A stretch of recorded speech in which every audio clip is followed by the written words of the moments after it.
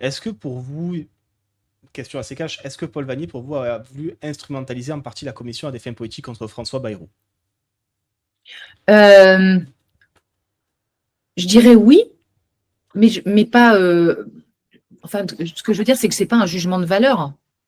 Ça a été aussi très clair entre nous dès le début. Euh, Avant même la commission d'enquête. Il avait dit qu'il voulait la démission de Bayrou, il avait fait plein de déclarations avant même de proposer cette commission d'enquête.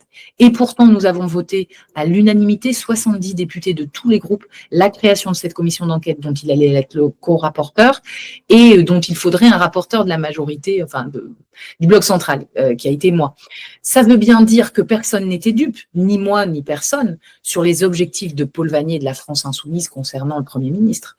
Mais ça n'empêche pas que cette commission d'enquête qui a été déclenchée par le sujet Bétaram et la médiatisation liée à la présence de François Bayrou soulevait un problème bien plus large, et nous l'avons démontré, puisqu'on est sur toute la France, sur 80 établissements, et qu'il y avait un besoin de faire cette commission d'enquête parce qu'il y a plein de choses à changer et que le sujet Bétaram n'est qu'un petit morceau terrible, peut-être un des plus terribles, de ce qui s'est passé partout ailleurs, et qui ne concerne pas directement François Bayrou, mais plein d'autres responsables politiques successifs.